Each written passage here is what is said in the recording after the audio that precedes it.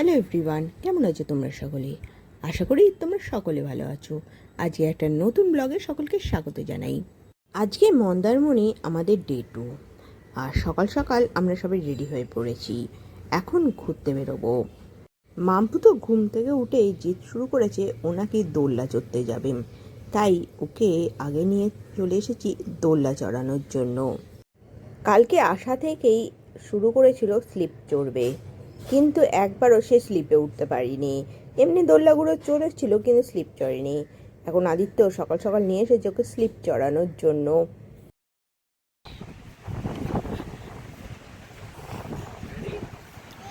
পাটা ঠিক কর। আচ্ছা রে, হাতটা ছাড়, হাতে লেগে যাবে, হাতে লেগে যাবে।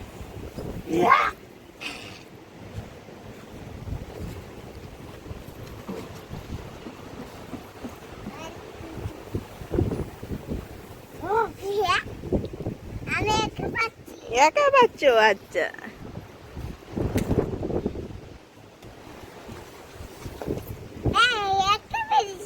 ওকে। ওঠো, ওঠো, পারবে, তুমি পারবে। না, ভয় করবে কিন্তু পারবে। এতটাও বয়স হয়নি ওখানে উঠে যে বসার। হ্যাঁ, ভয় করে। চলো, ওঠো ওঠো ওঠো, আমি আছি তো, বাবা আছে তো পিছনে। বাবা না থাকলে ভয় করবে। চলো চলো।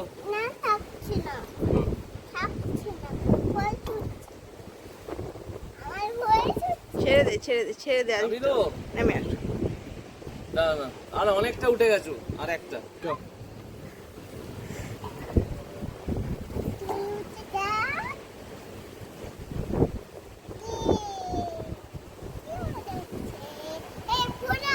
অটো অটো পড়বে না, বাবা আছে তো পেছনে, তোমার বাবা আছে তো। দেখো এখান থেকে সমুদ্রটা দেখো ভালো করে। এখান থেকে কিছু সমুদ্র দেখা যাচ্ছে, দেখেছো? এই একটা ছবি তুলতো। আসো আসো আসো আসো, বসে যাও বসে যাও, ওখানে বসে যাও। বসো বসো। দাঁড়াও, হ্যাঁ, বসো, আমি এখানে আছি, আমি এখানে আছি। বসো বসো, কিছু ভয় পাবে না, বসো, বসে যাও। আয়, এগিয়ে দে আগিয়ে দে ওকে, আরেকটু আগিয়ে দে। আমি যাচ্ছি নিচে। তুমি ওখানে বসে থাকবে। দাঁড়া দাঁড়া, ধরে নিবি। হ্যাঁ, তুই ছাড় না, ছাড়, আমি ধরে নেবো, তুই ছাড়। আয়, না লাগবে না, আয়। দাঁড়াও, যাও, হাত ছাড়ো, ছাড়ো, হাতটা ছাড়ো। ছাড়ো, আসো আসো আসো, মা আছে মা আছে। আবার আসবে? না না, সমুদ্রের কাছে যাবো। দোলনা চড়ার পর আমরা সবাই চলে এসেছি সমুদ্রের কাছে। আর বিশাল সমুদ্রটা দেখতেই সকালবেলা বেশ ভালো লাগছে। এখন বাজে সকাল 7টা, তাই সমুদ্রের আশেপাশে লোকের পরিমাণ নেই বললেই চলে। সকাল সকাল সমুদ্রের এই মিষ্টি হাওয়া উপভোগ করতে বেশ ভালো লাগছে। আর মাম্পু আর আদিত্য ওইদিকে ডান্স করতে ব্যস্ত সমুদ্রের পাড়ে দাঁড়িয়ে দাঁড়িয়ে।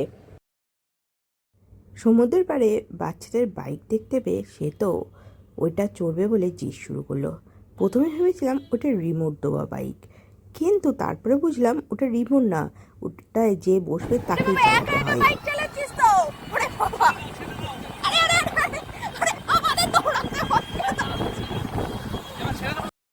প্রথমবার যখন ও বাইকে স্টার্ট দিয়েছিল তখন ও সোজাই সমুদ্রের দিকে চলে যাচ্ছিল, তাই আমি আর আদিত্য দুজনে ওর পেছনে দৌড়াতে আরম্ভ করলাম ওকে ধরার জন্য। কিন্তু ওকে বুঝিয়ে দেওয়াতে বাইক কীভাবে চলবে বা কীভাবে বন্ধ হবে সেটা বুঝিয়ে দেওয়াতে ও দেখলাম একা একাই খুব ভালোভাবে বাইকটা কন্ট্রোল করতে পারছে। মাম্পু দেখলাম একা একা বাইক চালিয়ে বেশ মজা পেয়েছে।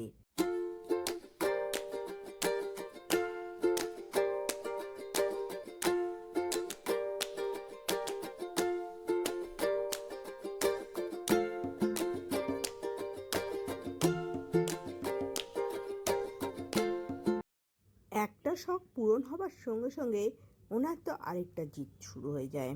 বাইক চালানো হয়ে যাবার সঙ্গে সঙ্গেই আমাকে বলল ও এখন সমুদ্রে গিয়ে ও পা ভেজাবে, তাই ওকে একটুখানি সমুদ্রের কাছে নিয়ে গেলাম।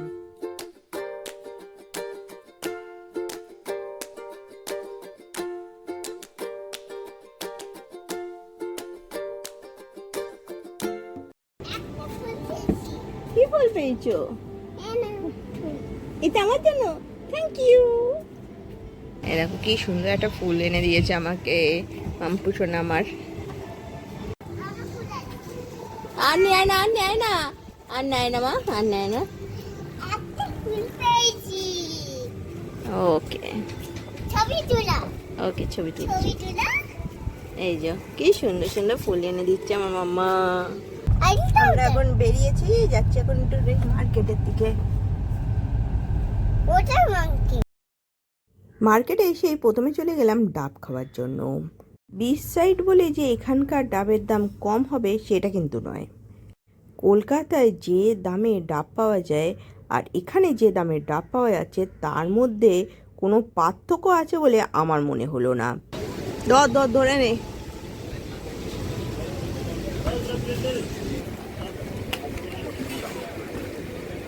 বলছে না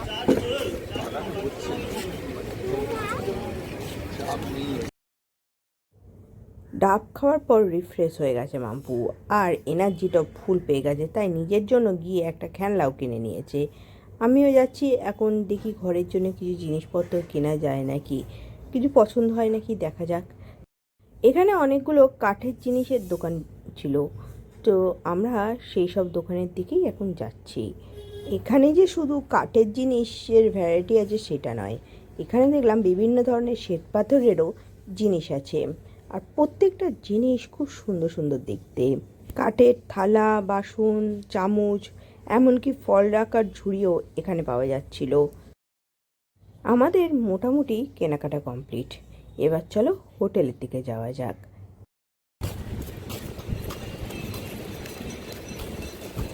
চলো ওইদিকে, আমরা ওইদিকে বসবো, চলো। গরমে সেও ঘেমে যাচ্ছে। সমস্ত এখানে কালকেও এসেছিলাম বিকেলে। একা একা গাড়ি খুলতে শিখে গেছে। মন্দারমণির মেন বিচে ঢুকতে গিয়ে যে মন্দিরটি তোমরা দেখতে পাও, সেই মন্দিরে অধিষ্ঠান করে রয়েছেন মা সরস্বতী আর মা লক্ষ্মী। দেখতে খুব সুন্দর লাগছিল। আমরা এগিয়ে চললাম তারপর আমাদের হোটেলের দিকে। আমরা এখান থেকে যাব উড়িষ্যার তালসেরে বিচে। কিছুদিন আগে যেই বিচ নিয়ে বিভিন্ন সোশ্যাল মিডিয়া, টিভি চ্যানেল নিয়ে উতাল পাতাল হয়েছিল, যেখানে একটা অ্যাক্টর ডুবে মারা গেছিল। হ্যাঁ, আমরা সেখানেই এখন যাচ্ছি। ওখানে আমি আগেও গেছি, ওই জায়গাটা বেশ সুন্দর, আমার বেশ ভালো লাগে। আমরা এখন দীঘার দিকে যাচ্ছি, আর আমরা ধরেছি এখন মেরিন ড্রাইভের রাস্তাটা। এই রাস্তাটা বেশ ফেমাস আর বেশ সুন্দরও, কারণ এই রাস্তার এক সাইড দিয়ে দেখা যায় পুরো বিশাল সমুদ্রকে। এই রাস্তা দিয়ে এগিয়ে চলার এক্সপিরিয়েন্সই একটা আলাদা।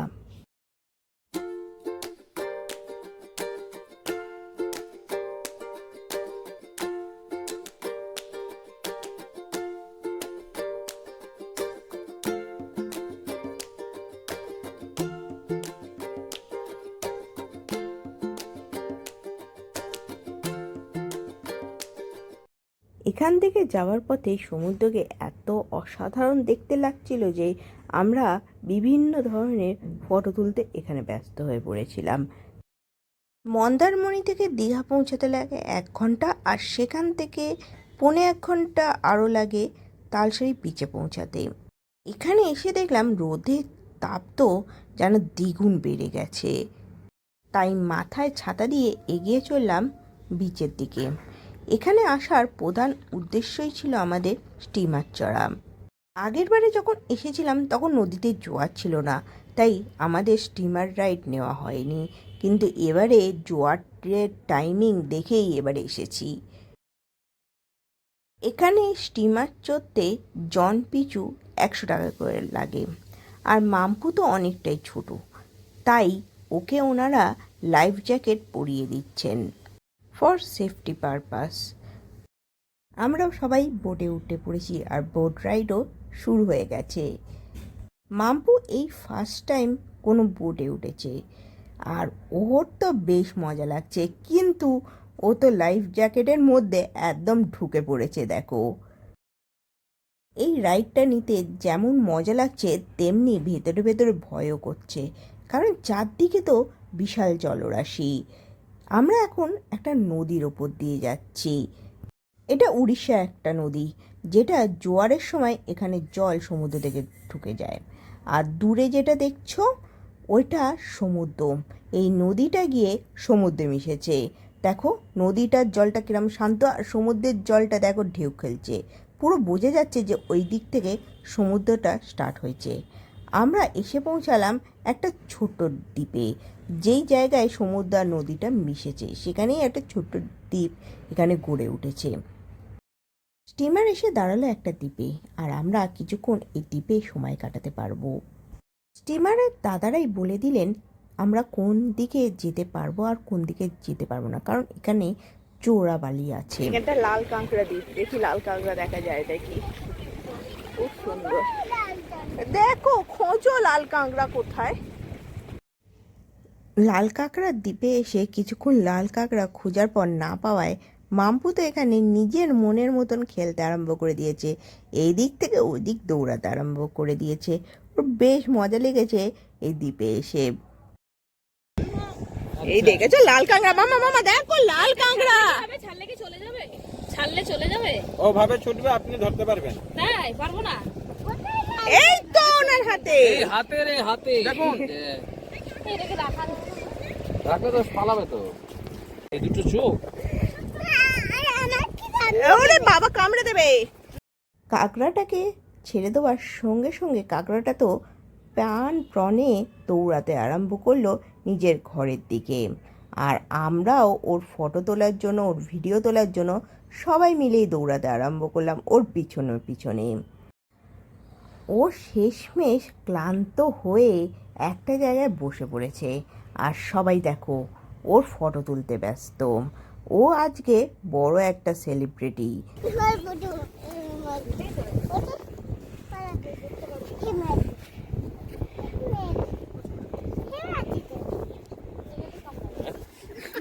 সেলিব্রিটিও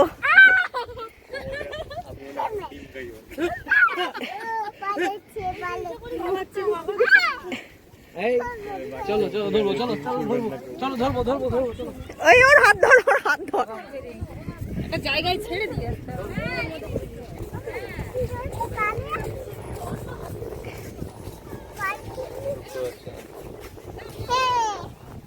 এই দেখবি এই ঢুকে যাচ্ছে ঢুকে যাচ্ছে, মাঝে মাঝে বসে বসে হাঁপিয়ে যাচ্ছে। লাল কাঁকড়ার দ্বীপে লাল কাঁকড়া খুঁজতে খুঁজতে আর লাল কাঁকড়ার পেছনে ছুটতে ছুটতে আমাদের অনেকটা সময় কেটে গেছিল। এখন আমরা স্টিমারে করে আবার পাড়ের দিকে যাচ্ছি। এই জায়গাটা সত্যিকারে খুব সুন্দর। যতবার আসি আলাদা আলাদা এক্সপিরিয়েন্স নিয়েই ঘরে ফিরি। আমার আবার কত পুচকে একটা বাচ্চাটাকে নিয়ে গেছিল দেখো। পাড়ে বিভিন্ন জিনিস বিক্রি হচ্ছিল। এখানে আইসক্রিমের দোকান দেখতে পেয়ে মাম্পু তো কুলফি আইসক্রিম খাবে বলে জিদ শুরু করলো। যা গরম পড়েছে আমরা সবাই মিলে একটা করে কাজু কুলফি আইসক্রিম নিলাম। আইসক্রিমটা খেতে বেশ ভালো ছিল। আমরা যতক্ষণে নিউ দীঘা এসে পৌঁছালাম ততক্ষণে ঘড়ির কাঁটায় প্রায় 2টো ছুঁই ছুঁই। প্রচুর খিদে পেয়ে গেছিল সবার, তাই ঠিক করলাম নিউ দীঘারই কোনো রেস্টুরেন্টে আজকে আমরা লাঞ্চ করব। এসে পৌঁছালাম একটা বেঙ্গলি রেস্টুরেন্টে। এখানে ভাতের থালি অর্ডার করলাম, আর সাইড ডিশ হিসেবে বিভিন্ন ধরনের মাছ মাংস নিয়েছিলাম। এখানে থালিতে প্রচুর ধরনের পদ ছিল। ফেরার পথে দূর থেকে জগন্নাথ মন্দির দর্শন করলাম, কারণ আর সময় নেই মন্দির ভিজিট করার। অলরেডি ঘড়ির কাঁটায় 3:30 বাজতে চলেছে। আমাদের কলকাতায় ফিরতে ফিরতে কত রাত হবে জানি না, তাই এখান থেকে আমরা কলকাতার জন্য জার্নি শুরু করলাম। এখন বাজে রাত 10টা, আর আমরা এই 9টার সময় বাড়ি ফিরলাম। রাস্তায় প্রচুর জ্যাম। ওখান থেকে দীঘা থেকে আমরা জার্নি শুরু করেছিলাম 3টে 3:30 নাগাদ, আর এখানে এসে পৌঁছলাম 9টা। প্রায় 6 ঘন্টার জার্নি করেছি। প্রচুর জ্যাম, ধুলাগড় প্রচুর জ্যামে পড়েছি। প্রায় ওখানে 1 ঘন্টা আমাদের পেরিয়ে গেছিলো। চলো আজকে এই ব্লগটা এখানেই শেষ করলাম। ভালো লাগলে লাইক শেয়ার সাবস্ক্রাইব করতে ভুলো না। সকলে ভালো থেকো, সুস্থ থেকো আর সকল ভালো থেকো। Tata, by.